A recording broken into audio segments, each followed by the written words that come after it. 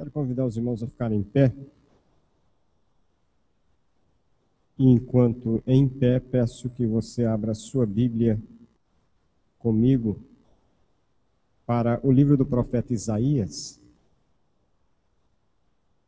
E eu quero agradecer os que nos acompanham pela internet e dizer que na internet você pode digitar bibliaonline.net ou bibliaonline.com.br e você vai poder também fazer a leitura desse texto.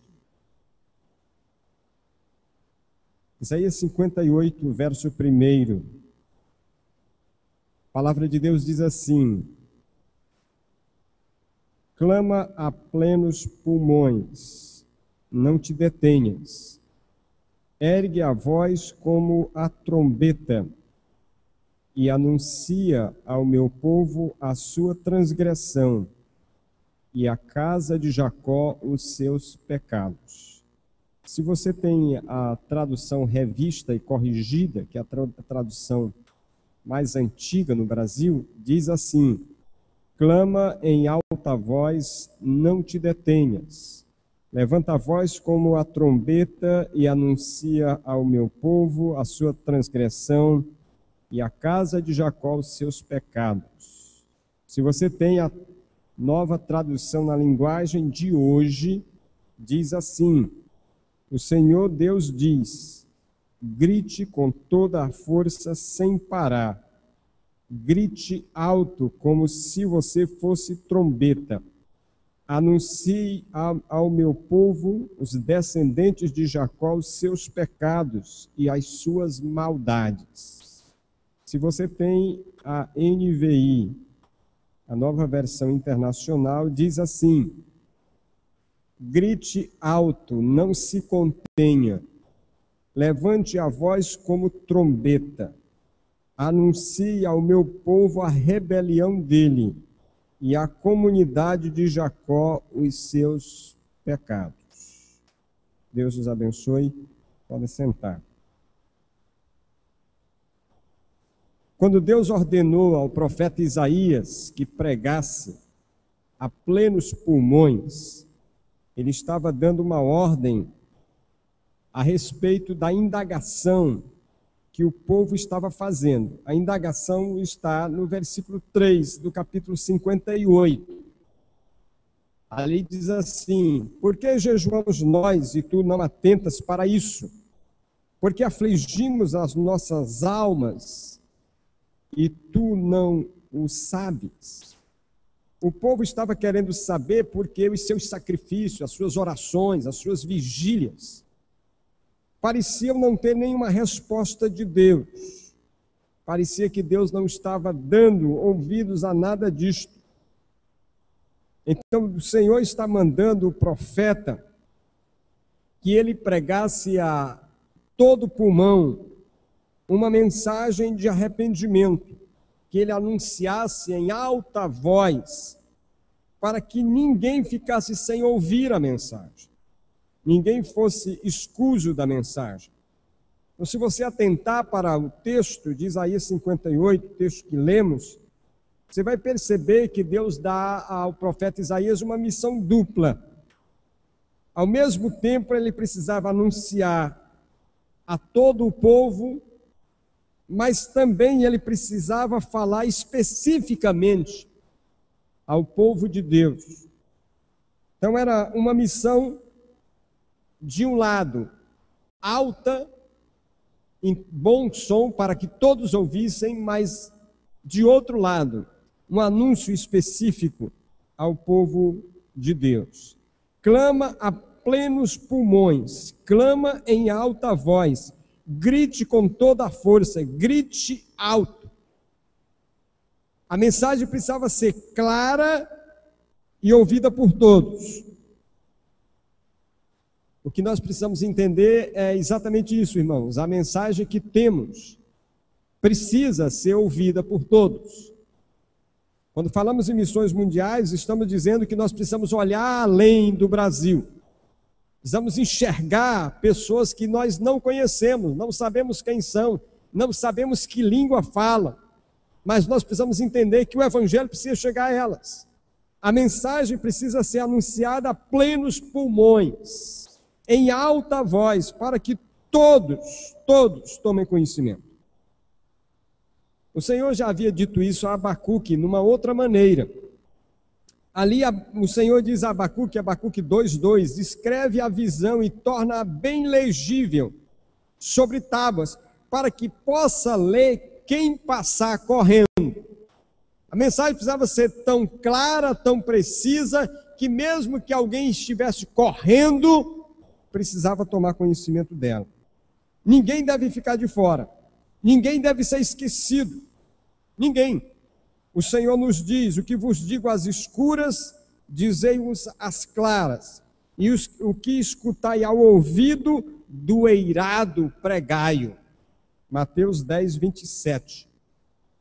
O Senhor não trouxe algo para que guardemos. O Senhor não trouxe algo para que o escondamos. O Senhor trouxe algo que tem que ser anunciado a todo o mundo. Mais de 7 bilhões de pessoas no planeta. E 2/3 desse mais de 7 bilhões não ouviram. Os nossos pulmões não estão falando alto. O nosso grito não está soando como deveria soar. A nossa voz não está anunciando como deveria anunciar, porque muitos não estão sendo alcançados.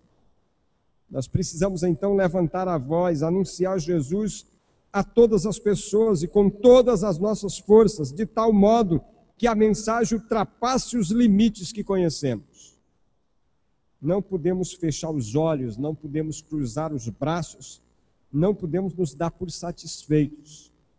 Paulo diz a Timóteo, 2 Timóteo 4:2, prega a palavra, insta, quer seja oportuno ou não, em tempo e fora de tempo. Para fazer isso, irmão, nós precisamos entender que é necessário ter ousadia, ter coragem. É preciso sairmos da nossa zona de conforto, porque senão a gente não faz. As expressões ditas por Deus ao profeta são claras: não te detenhas, grite com toda a sua força, sem parar, não se contenha. Ninguém vai anunciar o evangelho ao mundo se nós ficarmos satisfeitos com o que temos e o que fazemos. O Senhor sabe que o anúncio público, claro, do evangelho a todas as pessoas trará consequências. Nós sofreremos represálias.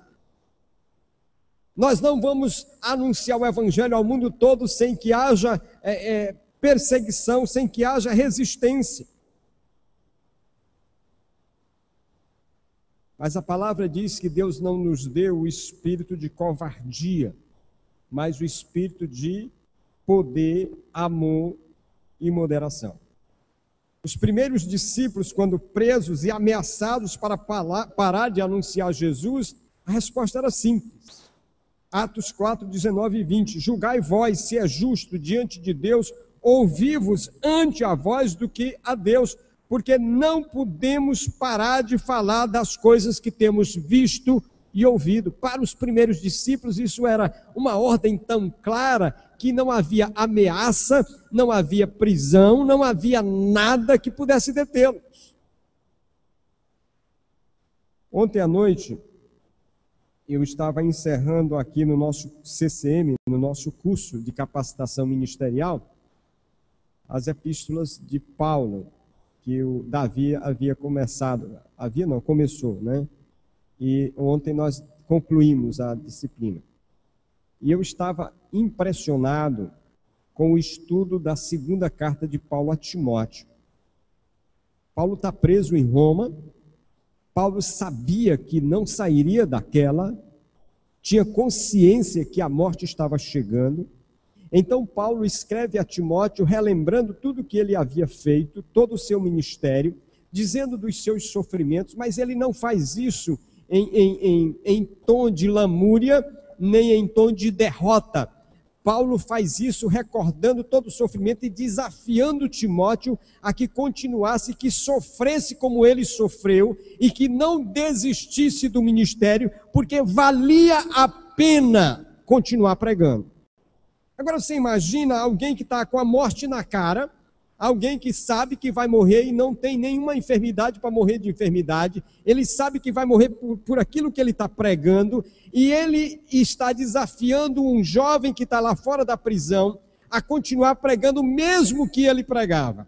E aquele que está ali sabendo que vai morrer, não está deixando nenhuma herança. Ele não está morrendo e deixando nenhum apartamento de luxo, nenhum carro de luxo. Ele não está deixando nenhuma poupança para a sua descendência. Ele simplesmente não tem nenhum travesseiro. Ele gastou a vida toda naquilo e ele está morrendo e não tem absolutamente nenhuma riqueza para dizer, depois de tudo que eu fiz e sofri, eu estou deixando isso aqui. Não tem nada, absolutamente nada.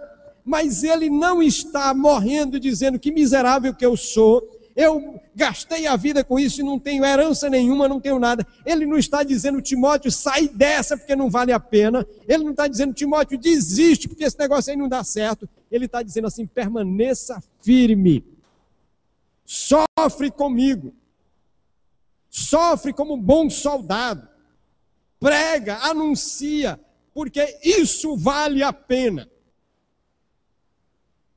Irmãos, nós precisamos entender que essa missão que Deus nos deu, ela tem que ser proclamada no mundo todo, não é algo só para nós, e isso diz que nós precisamos fazer mais do que o que temos feito.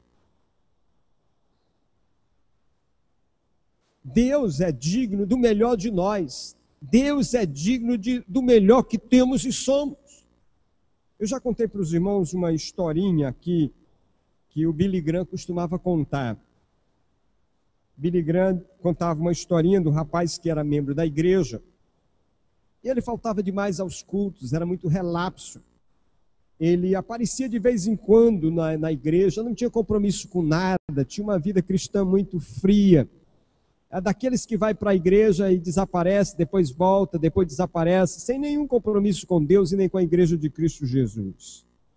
Um dia o pastor então decide chamá-lo para uma conversa, para dizer, meu jovem, o que está acontecendo? Por que você é tão frio? Por que você não se dedica mais a Deus e à igreja de Deus? E então na conversa com aquele jovem, o pastor ouve todas as desculpas que a gente costuma ouvir. Daquelas assim, pastor, eu trabalho demais, estudo, tem faculdade, e além do mais, no final de semana eu estou tão cansado, tem tarefas da faculdade para fazer, tem coisas para cumprir, e eu não tenho condições de ficar frequente à igreja, de me envolver com nenhum ministério da igreja. Às vezes que eu quero vir, o trânsito é muito caótico, e eu já fico pensando naquilo, e decido ficar em casa para descansar, porque segunda-feira começa tudo de novo. Sabe essas desculpas que a gente escuta todo dia? E às vezes quando eu escuto parece que estão me chamando de preguiçoso, de vagabundo, porque parece que eu não trabalho, só faço as coisas de Deus porque não tenho nada para fazer. Eu sempre acho que estão me chamando de vagabundo, porque assim, esse aí não tem nada para fazer, por isso que vai para a igreja. Mas um dia, Billy Graham conta que aquele garoto se apaixonou perdidamente por uma garota. E aí, Billy Graham diz que como ele se apaixonou por aquela garota, ele tinha todo o tempo do mundo para ir para a casa dela, ele tinha todo o tempo do mundo para levá-la ao shopping, todo o tempo do mundo para levá-la ao cinema. Tudo que era trabalho, tudo que era faculdade, tudo que era trânsito não o impedia de todos os dias ver a garota. Para a igreja, ele não tinha tempo. Tudo era desculpa. Mas para a garota, ele tinha todo o tempo do mundo. Aí o Billy Graham pergunta assim, você sabe qual é a diferença? Você sabe por que isso acontecia? E ele responde, é porque ele amava a garota. Billy Graham diz, a questão aqui não é uma questão de trabalho, a questão aqui não é uma questão de trânsito, a questão aqui não é uma questão de ocupação, a questão aqui é de amor. É de amor. Quando você ama, você tem tempo. Quando você ama, você se dedica. Quando você ama, você paga o preço. Quando você ama, você sofre, porque quando você ama, você quer o melhor e aquela pessoa lhe faz feliz e vale a pena sofrer por aquela pessoa. Então, em outras palavras, o que você precisa entender é que quando você está frio com Deus, o problema é de amor. Quando você está frio com a igreja, o problema é de amor. Você precisa amar mais a igreja e o Senhor e a obra do Senhor. O que o Senhor estava dizendo ao profeta era exatamente isso. O meu povo tem se afastado de mim, então clama a plenos pulmões. Dize a esse povo para que ninguém fique sem ouvir. E a palavra que ele diz, anuncia, é a palavra que dá o sentido claro de expor qual é a situação. E a situação ali é transgressão. Sabe o que é transgressão? É você tem um limite e ultrapassou. Você sabia que devia ir até aquela porta e passou dela. Transgressão. Você sabe o que devia parar ali e não parou. Mas há uma outra palavrinha aí que é pecado. E a palavra pecado é errar o alvo.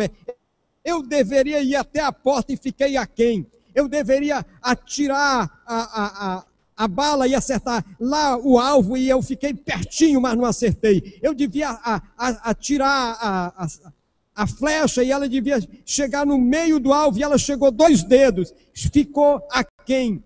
O pecado quer dizer que nós estamos aquém daquilo que Deus projetou. Então Deus está dizendo para o profeta assim, todo mundo precisa saber, ninguém pode ficar sem ouvir, mas o meu povo precisa saber 2 coisas.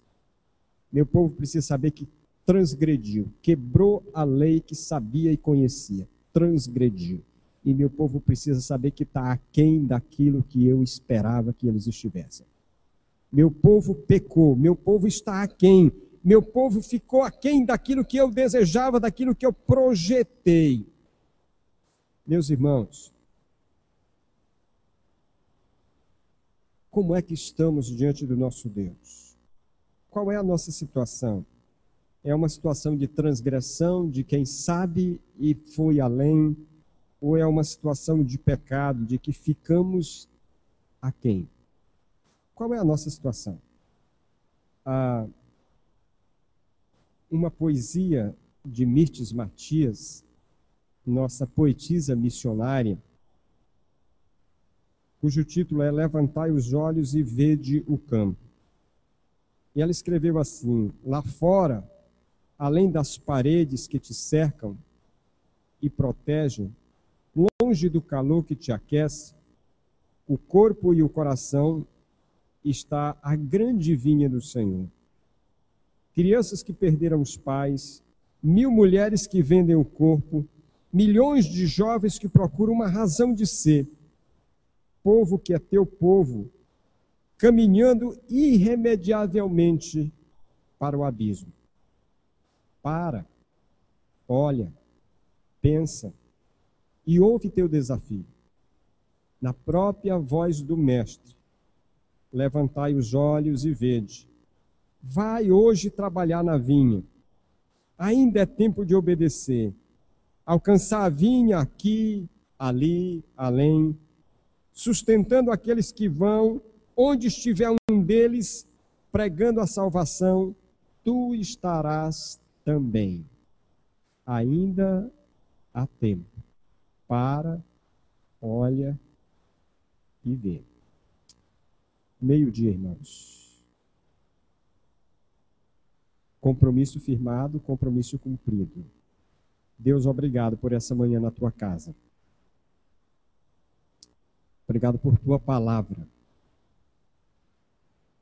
E nos faz cumprir a tarefa que o Senhor nos deu, de tornar o teu nome conhecido em Jerusalém, Judéia, Samaria e até os confins da terra. Por Jesus oramos. Amém.